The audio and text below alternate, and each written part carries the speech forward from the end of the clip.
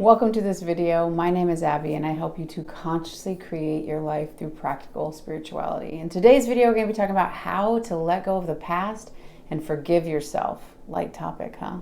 Before we do so, I want to let you know that if you're interested and you want to work with me one-on-one, it's a great time to do it. I'm still offering my donation-based payment system, meaning that there is a $30 minimum payment, and if that's what you got, great. If you want to leave more, you can do so in the tip option of the payment process. Either way, we'll work together to identify and remove whatever it is right now that's blocking you or limiting you or holding you back. If that resonates and if you're interested in that, go ahead and hit that link below. Make sure that you leave your Skype ID in the notes section. So let's get back to the video. All right, tale as old as time, right? Here we are with the stick figure. So letting go, right? What does this mean? How do you let go of the past and ultimately forgive yourself, right? Now, no matter what's happening in your life right now, no matter where your life has been, this can look a lot of different ways, right? Like there's something that's going on where you don't want to let go or you can't let go. I want to show you in this visual representation so that potentially can give you a little bit more leverage inside to start making and taking the action that's ultimately going to liberate you so that you can go start accessing and experience that desired reality, whether it be about love or maybe about money. Whatever's happened in the past could be limiting you, and I'm going to show you why. So potentially, maybe you feel something happened when you were a child, and maybe you were growing up in a situation where you were just told that you're doing it wrong, right? You as a person, right? Maybe I've heard a lot working with people where the parent tells them they're an accident.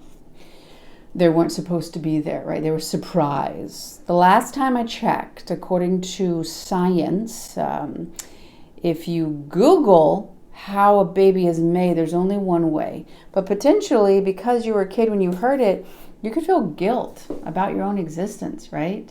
Maybe you said some hurtful things to someone you really cared about because it was in the heat of the moment and you were scared and hurt and you said some things, right? Maybe there's a situation out there and guilt is about that you did bad. So again, you could be experiencing something where you feel bad for existing, right? Maybe somebody told you that you are bad. Not what you did was wrong, but you are wrong. That's shame, right? So maybe something happened when you were younger, you were a kid, maybe, whatever happened, and you feel like you are bad because of whatever happened in the past. And every time in current day something comes up, you're like, oh God, remember, I'm bad. Who I am is bad and I can't forgive myself. I can't get over this thing because this is defining what my future looks like. If I continue to live in the past, as according to Dr. Joe Dispenza's work, your memory right now is everything that's happened already in the past. If you want your future to look different, you're going to have to use material, if you will, that's different, thoughts, feelings, and actions different than whatever's happened in the past. But if you continue to allow the situation that happened in the past to project into the future, we know that you will continue to stay in that shame state, okay? Maybe you didn't feel like you were good enough. Maybe you had a sibling. Maybe you had a parent favor that sibling, right? Maybe you, when you were going to school, you weren't good at sports and people were really mean and you thought that because you couldn't do X, Y, Z and other people could, that you did something wrong. Or maybe you were growing up, and I talk a lot about this in other videos, but you're growing up and you have an emotional need, right? You had a physical need of an amount of water you needed from the ages of 0 to 10 years old, non-negotiable. If you didn't get that water, your body was going to have physiologically respond in a multitude of different ways to let you know it needs more water. The same thing could happen in food, right? You needed a certain amount of food from 0 to 10 years old.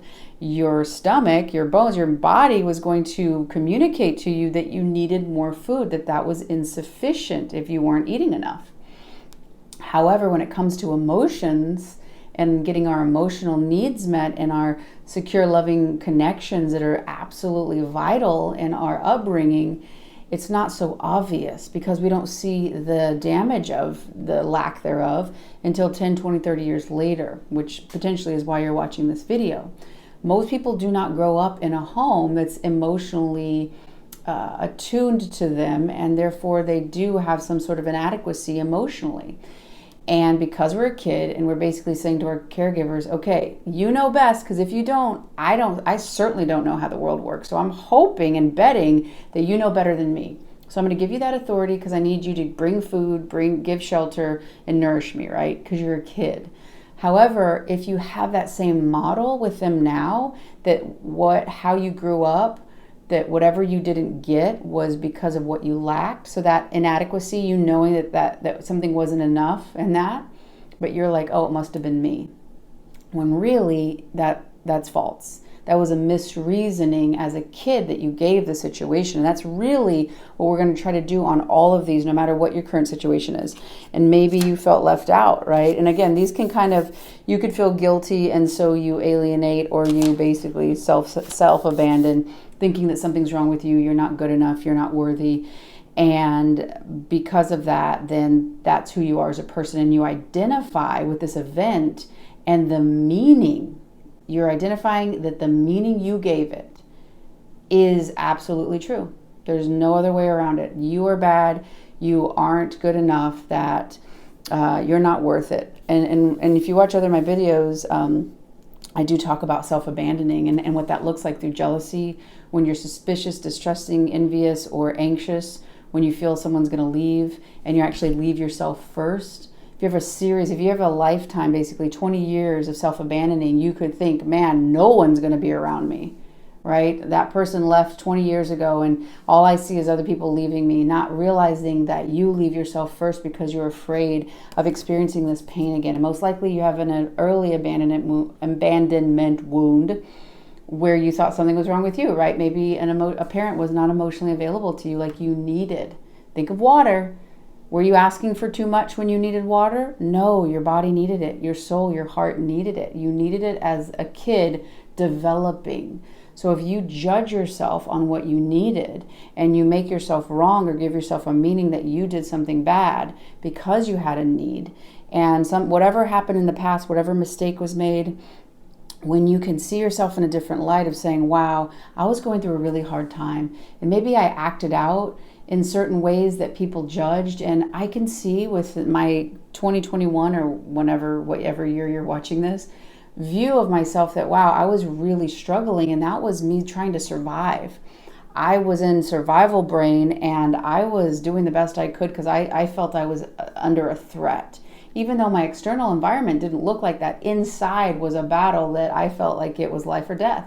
And I was acting from that place because when I was 10, 12, 8 years old, 4 years old, those emotional things, those themes that came up in my life did mean my survival was in jeopardy. So when you start to have compassion and you look and understand what was happening and the mechanisms of what you were doing, and have that self-compassion and understand what was going on and how your actions make sense.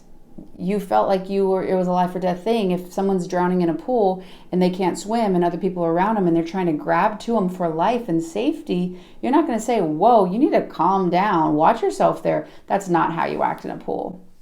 Yeah, that's not how you act in a pool if you can swim and your life isn't in danger, right? So when you think about it in an emotional capacity and you start to say, wow, okay, yeah, I'm going to look back into my wounds and look back into my past and realize that's in my past. And if I can extract the wisdom and the lessons from that experience, and I can benefit my future self by knowing these lessons, I can let these go because I know that they are not me. They are something that happened. They are experiences I had, and I understand why I had that behavior and why I felt that way. I didn't feel safe. I felt afraid, and I was literally acting from what I thought was a threat. And so I understand why I acted that way, and I allow myself to release that. And there's two things that happen. For one, when you look at the etymology of the word forgive, it basically breaks down in Old English to give up the desire to punish or the power to punish. So if you continue to say, no, I was bad, I need to be punished, look and see your current model for if somebody makes a mistake, do they deserve to be punished? Are they meant to be damned? Are they meant to be, hurt because they made a mistake? Everyone makes mistakes. Everyone does things that, They might wish they could have done it in a certain way when they look back on it. However, if you can transmute that into wisdom so you can benefit from it in your future, you can start to forgive and allow yourself, realize that you don't need to be punished. There's no punishment necessary. Learning, feeling the feelings of whatever it is that you felt, and also looking to see how adults treated you in those moments. Did they tell you you were wrong? Did you take on their values and beliefs about how you were supposed to act in those situations?